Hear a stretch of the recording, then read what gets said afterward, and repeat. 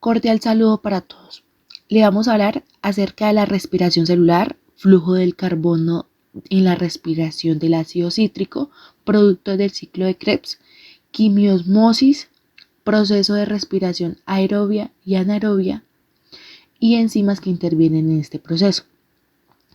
Está elaborado por Verónica Londoño, Ángela Daniela Garay, Luisa Fernanda Molano. Respiración celular. La respiración celular es un proceso químico en el que el oxígeno se usa para producir energía a partir de los carbohidratos, es decir, de los azúcares. Bueno, ¿cómo respiran las bacterias? Las bacterias son organismos microscópicos unicelulares. No tienen núcleo ni organelos, pero como todo ser vivo, respiran, se alimentan, se adaptan al medio, se comunican, se reproducen y también respiran. Los métodos principales de la respiración bacteriana son la respiración aerobia y la respiración anaerobia. ¿Cómo respiran las bacterias aeróbicas? Bueno, la forma de respiración aeróbica de bacterias requieren de oxígeno para vivir, ¿cierto? Estas utilizan el oxígeno como combustible que les ayuda pues a quemar energía y promover con la energía necesaria para vivir, ¿sí? Entonces, este tipo de respiración bacteriana, sí podemos decir que es el mismo tipo que utilizan los seres humanos.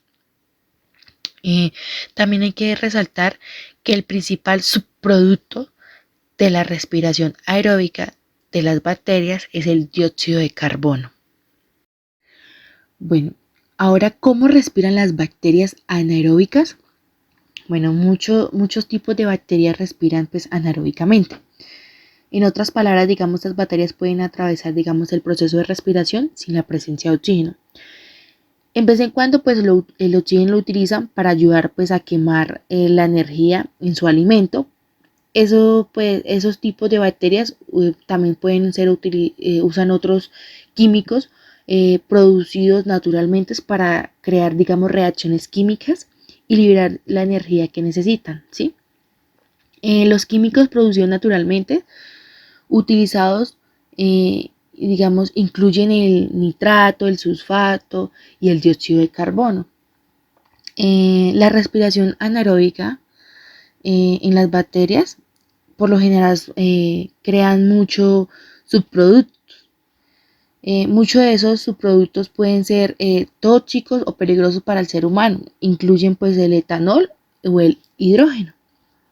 A continuación les voy a hablar acerca del proceso que se lleva a cabo en la respiración aerobia.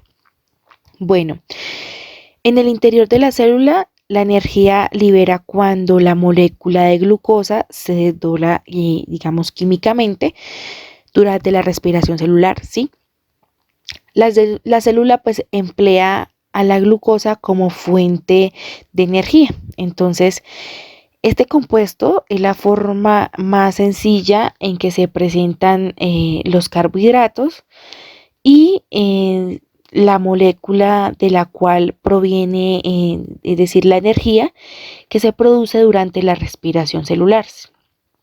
También podemos decir que durante este proceso la glucosa se degrada a dióxido de carbono y a agua, con la correspondiente pues liberación de energía.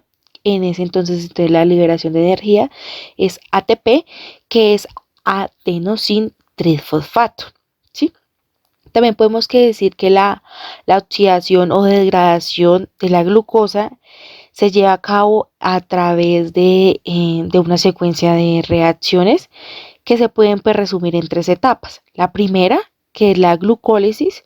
La segunda, que es el ciclo del ácido cítrico o ciclo de Krebs. Y pues la última, el sistema de transporte de electrones. Bueno, en la etapa de la glucólisis podemos decir que ocurre en el citoplasma, ¿sí? En ausencia pues de oxígeno. Por lo tanto, representan pues la etapa de anaerobia, ¿sí? La respiración en esta molécula de la glucosa pues se divide en dos moléculas de ácido pirúvico, ¿sí? Y se libera también pues el hidrógeno, con ello pues se elabora el NAD.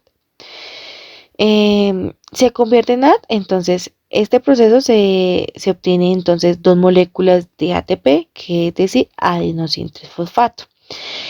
En la segunda etapa, que es el ciclo de ácido cítrico o ciclo de Krebs, ahí se realiza, digamos, en el interior de la mitocondria, en presencia del oxígeno, y pues la molécula de ácido pirúvico, y se pues desdobla para formar pues el acetil. El acetil es pues una coenzima que se une al ácido oxaloacético y para formar el ácido cítrico, ¿sí? A partir del NAD se forma el NADH, y que va pues almacenando energía, ¿sí? Y se produce pues el dióxido de carbono y pues en el cual a través, digamos, de una serie de reacciones libera dióxido de carbono y produce ATP o NADH. El ciclo de Krebs produce una ganancia de dos moléculas de ATP, adenosín trifosfato. En la etapa del sistema de transporte de electrones, en esta pues digamos que ocurre las crestas de las mitocondrias, y es ahí donde trabajan las coenzimas, que es la NAD y FAT, pues que captan pues digamos los hidrógenos liberados y forman pues el NAD y el FAT. Desde el inicio del ciclo. En esta etapa, pues los electrones de dichos hidrógenos pasan a través de una serie de moléculas transportadoras de electrones, ¿sí?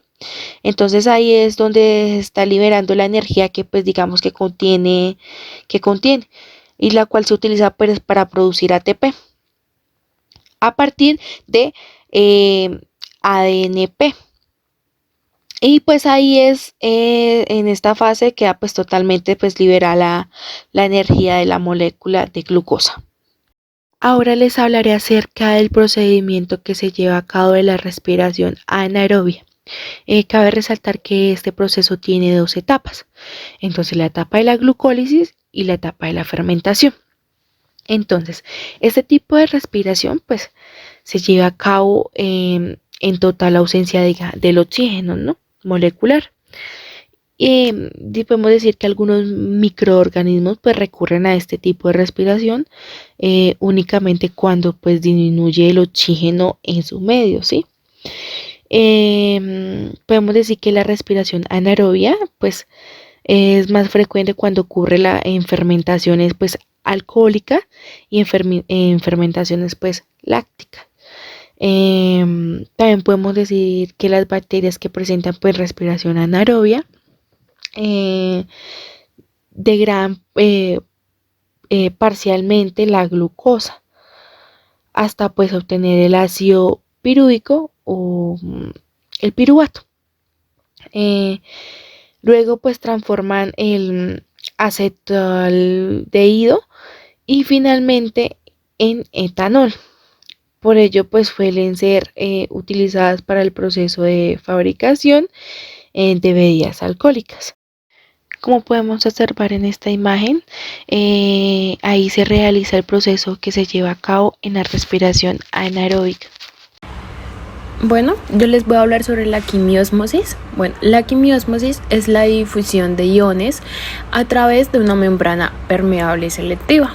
Esto se refiere al modo específico de producción de ATP a través del movimiento de iones de hidrógeno a través de una membrana interna durante la respiración celular. Los iones de hidrógeno, estos se difunden desde un área de elevada concentración de protones a una de menor concentración. Pues para la realización de actividades pues vitales en el día a día, pues el organismo necesita de la energía. Y pues esta energía proviene de una molécula de almacenamiento, la cual se denomina o pues se llama ATP, que es trifosfato de adenosina. Bueno, las bacterias, estas también pueden utilizar la quimiósmosis para generar ATP. Las cianobacterias, las bacterias verdes del azufre y las bacterias púrpuras, estas crean energía por un proceso llamado fotofosforilación. Bueno, estas bacterias usan la energía de la luz para crear un gradiente de protones, usan una cadena transportadora de electrones fotosintética. Algunas bacterias no fotosintetizadoras, como la E. coli, también contiene ATP sintasa. Bueno, en las bacterias también encontramos el gradiente electroquímico de protones, el cual conduce más que solo la síntesis de ATP y los procesos de transporte, como pues un stock de energía directamente pues utilizable.